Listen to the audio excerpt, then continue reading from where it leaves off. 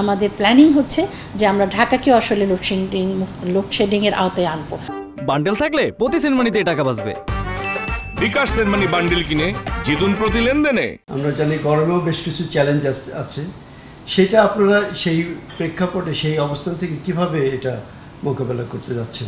Winter সিজনে আমরা একটা সমন্বিত কর্মপরিকল্পনা গ্রহণ করেছিলাম, যেটাতে করে আমরা এই গ্রীষ্ম মৌসুম, রমজান এবং সেচ এই মৌসুমের বিদ্যুৎ যে চাহিদা সেটা পূরণ করবার জন্য আমাদের করণীয় নির্ধারণের জন্য প্রথমত যেটা বলবো যে একটা সমন্বিত কর্মপরিকল্পনা আমরা গ্রহণ করেছিলাম এবং সেই কর্মপরিকল্পনায় প্রথমত যে কাজটা আমরা করেছি সেগুলো হচ্ছে যে আমাদের সঞ্চালন, বিতরণ এবং উৎপাদন যে অবকাঠামোগুলো আছে সেগুলোর যে রুটিন মেনটেন্যান্স, অ্যানুয়াল যে মেনটেন্যান্সের কাজকর্মগুলো ছিল সেগুলো আমরা শীতকালীন মেরামতগুলো করে ফেলেছি এবং মেনটেন্যান্স ছাড়াও আমাদের যেগুলো বন্ধ ছিল উৎপাদন কেন্দ্র এবং অন্যান্য কার্যক্রম সেগুলোকে চালু করবার জন্য আমরা কার্যক্রম নিয়েছিলাম।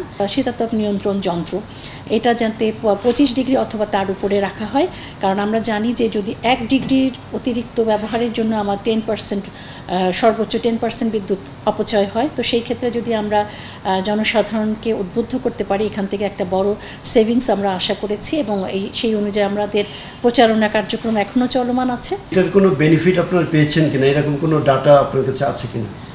সুনির্দিষ্ট করে ওইভাবে ডেটা আমি বলতে পারবো না, তবে এটার সুফলতা আমরা দেখতেই পেয়েছি, কারণ আমরা রমজান মাসটা আলহামদুলিল্লাহ আমরা খুব ভালো মতোই মোকাবেলা করতে পেরেছি। আমাদের লোডশেডিংয়ের তথ্য আমরা পাইনি এবং আমরা দেশের বিভিন্ন জায়গা থেকে আসলে আমাদের গ্রাহক তারা তাদের সন্তুষ্টি প্রকাশ করেছেন, আমাদেরকে নানাভাবে তারা জানিয়েছেন। কত মেগাওয়াট আপনি এক্সপেক্ট করছেন যে আপনি উৎপাদন ধরে রাখতে পারবেন, আর চাহিদা কত থাকবে? চাহিদা আমরা যেটা করেছি সেটা হচ্ছে যে আমাদের সর্বোচ্চ চাহিদা আমরা চিন্তা করছি যে এবার সামারে 18,000 মেগাওয়াট পর্যন্ত ওঠার সম্ভাবনা আছে। তো সেই ক্ষেত্রে আমরা আমাদের জেনারেশনটাকে আমরা সেইভাবে অব্যাহত রাখার চেষ্টা করছি। এখানে আমাদের ফুয়েল সাপ্লাইটাকে যাতে নিরবিচ্ছিন্ন হয় সেজন্য আমরা জ্বালানি খনিজ সম্পদ বিভাগের সঙ্গে আমরা একাত্ম হয়ে কাজ করছি। আমাদের ফুয়েল সাপ্লাইয়ের ব্যাপারে আমরা আশা করছি যে সেখানেও কোনো সমস্যা হবে না, কারণ আসলে বিদ্যুৎ এবং জ্বালানি বিভাগ একসঙ্গেই কাজ করছে যাতে আমাদের বিশেষ করে লিকুইড ফুয়েল এবং আমাদের যে গ্যাস সাপ্লাই এটা যাতে নিরবিচ্ছিন্ন থাকে, আমরা যেন সাশ্রয়ী মূল্যে বিদ্যুৎ উৎপাদন করতে পারি এবং সেইভাবে আমরা জনসাধারণকে বিদ্যুৎ চাহিদা অনুযায়ী বিদ্যুৎ দিতে পারি। ওই 18,000 কি আপনি কন্টিনিউ করতে পারবেন, মানে উৎপাদন ধরে রাখতে পারবেন? তার জন্য আপনি এই যে মানে ফুয়েল ঠিকভাবে পাবেন কিনা এইটার ব্যাপারে আসলে প্রস্তুতি তো নেওয়া হচ্ছে এবং এটা একটা অব্যাহত কার্যক্রম। আমি যেটা বলেছি আমরা সমন্বিতভাবে কাজ করছি। আমরা আশা করছি যে আমাদের বিদ্যুৎ চাহিদা অনুযায়ী আমরা উৎপাদনের সব ধরনের প্রস্তুতি আমাদের আছে। তারপরেও যদি আমাদের সক্ষমতা থাকা সত্ত্বেও যদি কোনো কারণে আমরা না পারি পুরো 18,000 মেগাওয়াট বিদ্যুৎ সরবরাহ করতে, সেক্ষেত্রে আমাদেরকে লোডশেডিং করতে হবে। তবে সেই ক্ষেত্রেও আমি বলতে চাই যে লোডশেডিং এবার শুধুমাত্র ঢাকার বাইরে যে হবে তা না, আমাদের প্ল্যানিং হচ্ছে যে আমরা ঢাকাকেও আসলে লোডশেডিংয়ের আওতায় আনবো।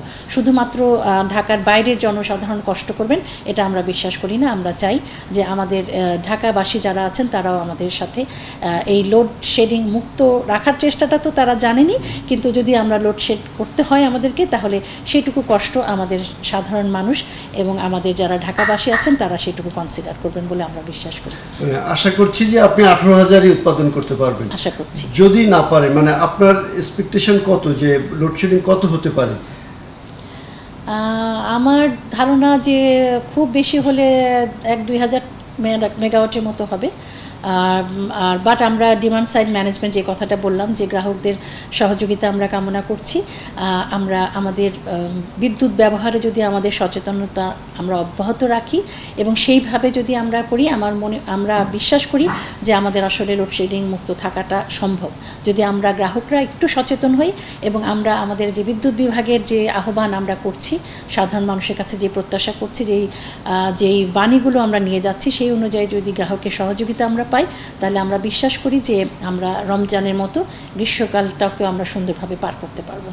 আপনি প্রথমে বলছিলেন যে দেনার কথা, আপনি অনেক টাকা পাবেন, এর অ্যামাউন্টটা কত এবং কার কাছে সবচেয়ে বেশি পাচ্ছেন?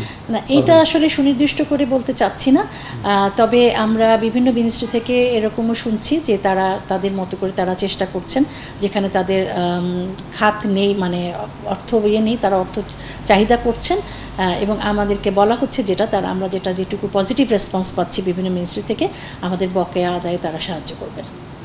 আরেকটা হচ্ছে যে যারা বেসরকারি বিদ্যুৎ কেন্দ্র তো এখন বড় অংশ, তাদেরও একটা দেনা আছে, তারাও আপনাদের কাছে অনেক টাকা পাবেন, এই বিষয়টা কিভাবে ম্যানেজ করছেন? যেটা হচ্ছে অর্থ বিভাগের একটা প্রচণ্ড রকমের সাপোর্ট আমাদের সঙ্গে আছে, আমরা পাচ্ছি। সেটা হচ্ছে যে আমাদের দেনা মুক্ত করার জন্য অর্থ বিভাগ আমাদেরকে বিভিন্ন সময় প্রতি সময় মতো আমাদের দেনা পরিশোধের জন্য অর্থ বরাদ্দ করছেন। সেই অর্থ বরাদ্দ অনুযায়ী আমরাও যেটা করছি, আমাদের যে প্রাইভেট সেক্টরে যে পাওয়ার প্ল্যান্টের উপরে আসলে আমাদের বিদ্যুৎ সেক্টর অনেকখানি নির্ভর করে, তাদের দেনাগুলোকে আমরা যথাসাধ্য যে টাকাটা আমরা যে অর্থ বরাদ্দ পাচ্ছি সেই অর্থের বরাদ্দ দিয়ে তাদের দেনাগুলো পরিশোধের জন্য আমরা কার্যক্রম নিচ্ছি, এবং আমরা প্রতি মাসে দিয়ে যাচ্ছি। আমরা যাই পাচ্ছি সেটাই আমরা মানে আমাদের বিবেচনা অনুযায়ী যেখানে যেখানে আমাদের যেভাবে দিলে আমাদের কার্যক্রমগুলো সুষ্ঠুভাবে চালনা সম্ভব, আমরা সেটা করছি। যদি আপনি রেন্টাল থেকে উৎপাদন কম করেন তাহলে কি গ্রীষ্মের মোকাবেলা আপনাকে আরও কঠিন হবে? আমাদের IMF-এর একটা প্রেশার আছে যে আমাদের ভর্তুকি কমাতে হবে। তো ভর্তুকি কমাতে হলে আমাদের বিদ্যুৎ উৎপাদন খরচ কমাতে হবে। তো সেই জন্য আমাদের প্রাথমিক পর্যায়ে আমাদের যেটা মানে চিন্তাভাবনা সেটা হচ্ছে যে আমরা যেগুলো কম খরচের বিদ্যুৎ কেন্দ্র সেগুলোকে আগে চালাবো। বিশেষ করে আমরা যেটা বলি যে আমরা মেরিট অর্ডার অনুযায়ী করি, যেগুলো আমাদের কম খরচের বিদ্যুৎ কেন্দ্র সেগুলোকে আমরা আগে চালাবো, তারপরে হচ্ছে যেগুলো একটু কস্টলি সেগুলোকে চালাবো। তো মোটামুটি আমরা সব ধরনের বিদ্যুৎ কেন্দ্রকে রেডি রাখার চেষ্টা করছি, যাতে আমাদের যদি গ্যাসের সাপ্লাই কম থাকে তাহলে সেক্ষেত্রে যাতে আমরা লিকুইড ফুয়েল বা আমাদের অন্যান্য যে সমস্ত আছে, আমাদের কোল আছে, সেই পাওয়ার প্ল্যান্টগুলোকে আমরা চালাবো। তো সেইভাবে আমরা সাজিয়েছি যাতে খরচটার বিষয়টা বিবেচনা থাকে, আর হলো আমরা গ্রাহকদেরকেও তাদের চাহিদা অনুযায়ী বিদ্যুৎ সরবরাহ করি। দাম বাড়িয়ে ভর্তি কমানোর প্ল্যান আছে? আমাদের এখনো সেরকম কোনো চিন্তাভাবনা নাই। আমরা এখনো মনে করি যে আমরা গ্রাহককে কোনো ধরনের কষ্ট দিতে চাই না। আমরা এখনো আমাদের পর্যায় থেকে সর্বোচ্চ চেষ্টা করছি, সমন্বিতভাবে চেষ্টা করছি, সকলে মিলে চেষ্টা করছি যাতে আমরা আমাদের খরচ কমিয়ে এই গ্রাহকের এই অতিরিক্ত বোঝাটা না দিয়ে এই খরচটা আমরা আমাদের মতো করে খরচ কমিয়ে সেইটা অ্যাড্রেস করব, সেইভাবেই আমরা কাজ করছি। ইতিমধ্যে আপনার কোনো উদ্যোগে এরকম কোনো খরচ কমার কোনো আসছে কিনা বা এরকম কোনো দেখছেন কিনা? আছে, তবে হ্যাঁ অবশ্যই আছে। বেশ কিছু কার্যক্রম আমরা নিয়েছি, যার কারণে আমরা আমি এখন সুনির্দিষ্ট করে বলতে চাচ্ছি না, কারণ আমি মনে করছি যে এখনও আমাদের সেই সময়টা আসে নাই, বাট আমরা এর মধ্যেও বেনিফিট পেতে শুরু করেছি। আমাদের বেশ কিছু জায়গাতে আমাদের ভালো রকমের খরচ কমানোর আমরা দেখতে পাচ্ছি আর কি, যেটা হবে আসলে আলটিমেটলি। সেটা ওভারঅল বিদ্যুৎ খাতের একটা পরিস্থিতি, ওভারঅল বিদ্যুৎ খাতের যে নেগেটিভিটি ছিল আমরা সেই জায়গাটা এখন আর নাই, আমরা অনেকখানি এগিয়ে নিয়েছি, এবং আমরা আশা করছি যে আরও সামনে খুব বেশি দিন নাই আমরা আসলে মোটামুটি একটা ভালো অবস্থানে যেতে পারবো। বিশেষ করে আমাদের যে আর্থিক দৈন্য বিদ্যুৎ খাতের সেটা কমিয়ে আনতে পারবো, এটা আমরা আশা করি। আদানির বিদ্যুৎ নিয়ে একটা খুব আলোচনা চলছে দীর্ঘদিন ধরে, এটার কি অবস্থা? তাদের দেনা পাওনা বিদ্যুৎ আসে, এখন তো পুরো বিদ্যুৎ আসছে সেখান থেকে। না, দেনা পাওনার বিষয়টা যে আদানিরও, সেটাও তো আমরা যেটা বলছি যে অর্থ বিভাগের একটা প্রত্যক্ষ সহযোগিতা আমাদের কাছে আমরা পাচ্ছি। তো সেটার কারণে আমরা আদানির যে বকেয়া বিদ্যুৎ বিল এবং অন্যান্য যে সমস্ত বিদ্যুৎ বিলগুলো, বিশেষ করে IPP-গুলোর যে বিদ্যুৎ বিল বকেয়া রয়েছে সেগুলো কিন্তু আমরা এখন দিয়ে দিচ্ছি। তো সেই জন্য আদানির যে বকেয়ার যে বিশাল একটা ছিল সেটা কিন্তু এখন আর ওরকমভাবে নেই, কমে এসছে যথেষ্ট। এখনও আছে বাট কমে, মানে ওরকম নেই যেটা আমরা আগে জানতাম আর কি যে অনেক বেশি ছিল, সেটা এখন আর ওই পর্যায়ে নাই আর কি। রূপপুরের কাজ অনেকটা এগিয়ে গেছে, তো রূপপুরে ওরা কমপ্লেন করছে যে সঞ্চালন লাইনের কারণে হয়তো আমরা ঠিক সময় মতো উৎপাদনে যেতে পারবে কিনা। সঞ্চালন লাইনের কি অবস্থা? না, সঞ্চালন লাইনের কাজ যথেষ্ট এগিয়ে গেছে। মেয়ের মধ্যে আমরা আশা করছি যে আমাদের অ্যাটলিস্ট প্রথম ইউনিটটাকে এভাকুয়েট করার মতো সঞ্চালন সুবিধা আমাদের তৈরি হয়ে যাবে এই সামনের মাসে। রূপপুরে যে প্রথম ইউনিটকে এভাকুয়েট করার জন্য যে অবকাঠামো আমাদের দরকার, সঞ্চালন অবকাঠামো, সেটার কাজটা আমরা এই মে মাসের মধ্যে এটা আমাদের শেষ হয়ে যাবে আমরা আশা করছি।